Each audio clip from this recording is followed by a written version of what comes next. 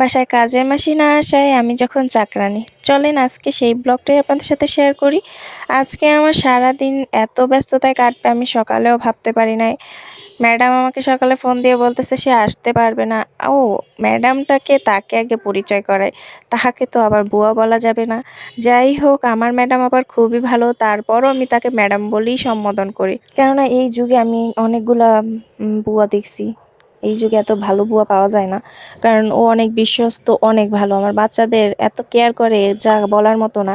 অন্য অনেক বুয়া দেখছি, আমি অনেক বুয়া পাল্টাইছি, তারা শুধুই তাদের সাথে যতটুকু কাজ করে অতটুকু করে চলে যায়। আর ওরে যদি আমি বাড়তিও কত কাজ দিই তাও করবে। মাঝে মধ্যে ওর শরীর ভালো থাকলেও বাচ্চাদের গোসল করাবে। আর আমার ছেলের সে এত ভালোবাসে তার ছেলের মতো। যদিও আশেপাশে অনেক ঘটনা ঘটে যার জন্য সবাই একটু বিব্রত থাকে, তবুও আমরা তো আর একেবারে ছেড়ে দিই না তাদের কাছে। কিন্তু কথার কথা, এত ভালো পাই কি আর বলবো। বাসাতে ঢোকার সময় যেদিন আমার ছেলে অসুস্থ থাকে ওই দিন যদি তার পিছে পিছে না ঘোরে, সেদিনও সারাক্ষণ বলে যে ছেলেটা মনে হয় অসুস্থ। ও সব মানে কাজ করবে আর যতক্ষণ থাকবে ততক্ষণ বলবে যে ছেলেটা আজকে আমার সাথে সাথে নাই, এই সেই এগুলো বলতে থাকবে। তো যাই হোক, সকালবেলা জানেনই তো এত এত কাজ থাকে, আরও যদি একটু আগে বলতো তাহলে আমি সব করে রাখতাম। যেহেতু ওনার আসায় আমি বসে থাকি প্রায় 11টা পর্যন্ত, তারপরে জানলাম যে সে আসবে। তো যাই হোক, আমারও কাজ করতে ভালোই লাগে। 1-2 দিন একটু বেশি কাজ করলে কোনো প্রবলেম হয় না। তবে আমি ওই যেদিনও আসে না আমি ওই দিন সব ক্লিন করার চেষ্টা করি অনেক ভালোভাবে। যদিও সে তার মনের মতো নিজের বাসার মতো কাজ কাজ অনেক সুন্দর করে করে, তারপরও আমাদের নিজেদের বাসার কাজ আমাদের মনে হয় করতে গেলে শেষই হয় না, একেবারে ডিপ ক্লিন করি আমি যখন করি। তবে আমার খারাপ লাগে না। আমার সবথেকে কাজের মধ্যে কাপড়-চোপড় ধুইতে আর শুকা দিতে এত ভাল লাগে। জানি না সবার কেমন লাগে, একেকজনের এক একটা ভালো লাগা। আমার কেন যেন কাপড় ধুইয়ে শুকা দিতে খুবই ভাল লাগে। এখন জানি অনেকেই আইসা কমেন্টে উল্টাপাল্টা বলবেন, কিন্তু কেন যেন আমার ভাল লাগে। তাও আপনাদের সাথে শেয়ার তো করতে পারি, যেদিন আমার ম্যাডাম না আসে সেদিন আমি কি কি করি। এমনিতেও সারাদিনই প্রতিদিনই আমার একটা রেগুলার কাজ থাকে ঘরটা গুছানো। আর এত এত কাপড় হয়, কেননা আমার 2টা বাচ্চার এত কাপড় গুছাইতে হয় প্রতিদিন, বিরক্ত লাগে যায়। কিন্তু যেদিন সব কাজ করতে হয় ওই দিন মন দিয়ে সব কাজই করতে থাকি, ভালোও লাগে, খারাপ না। অনেকে ভাবে আমি হাতের উপর হাত পায়ের উপর পা তুলে বসেই থাকি, সারাক্ষণ ঘরে কোনো কাজ করি না, সারাক্ষণ ফোন ঘাঁটি।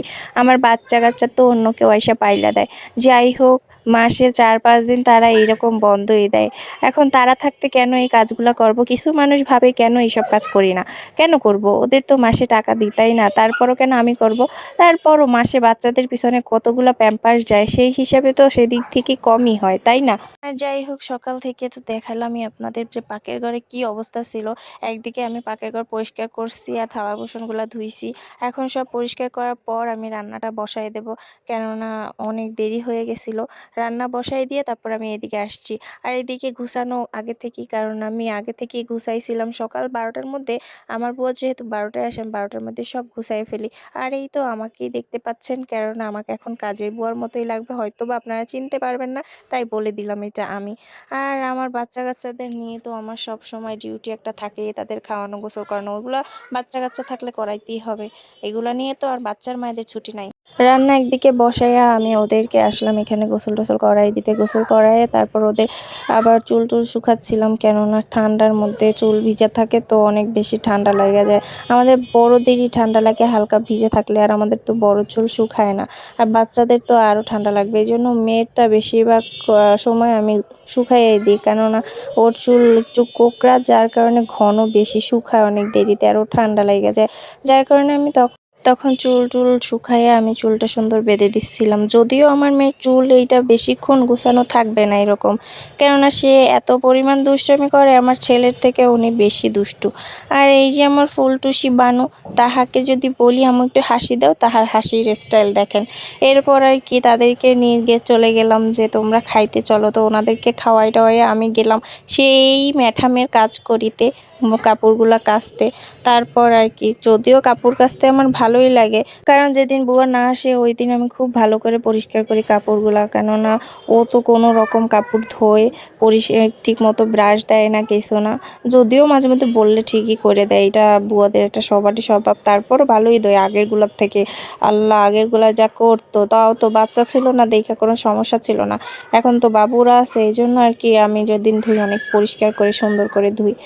আর এই আমার বেলকনিতে তারপর শুকা টুকা দিয়ে আমি গোসল টোসল করে ওদেরকে ঘুম পড়াই দিছিলাম। ঘুম পড়াই দিয়ে আমি নামাজ পড়ে সুন্দর খাইতে বসছি। আর এই হচ্ছে আমার ব্লগ। তো তোমাদের কেমন লাগছে অবশ্যই শেয়ার করবা। আমার এই আটুম বাটুম ব্লগ তোমাদের কেমন লাগে জানাবা। আর আমার খাওয়া দেখে কেউ আবার বইলো না রাক্ষসী খাওয়ান খাই, সকালে কিচ্ছু খাই নাই, বুয়া আসবে না দেখে সকাল থেকে না খাইয়ে এত কাজ করছি ভাই, প্রচুর ক্ষুধা লাগছে। আর যেহেতু পাবদা মাছ ভুনা ছিল, তো আমার পাবদা মাছ প্রচুর পছন্দের, কাঁচামরিচ দিয়ে পাবদা মাছ খাচ্ছিলাম। আর তোমরা বইলো না ভাই রোজাপুরে কপি করছি, আমি ভাই ঝাল আগের থেকেই খাই, রোজাপুরে কপি করি না, আমরা বরিশালের মাইয়ারা এমনি একটু ঝাল পছন্দ করি। তো আমার আজকের ব্লগ তোমাদের কাছে কেমন লাগছে অবশ্যই জানাবা। আমার ব্লগটা পুরোটা দেখে লাইক কমেন্ট করে শেয়ার করে দেবে। আল্লাহ হাফিজ, সবাই ভালো থাকবা।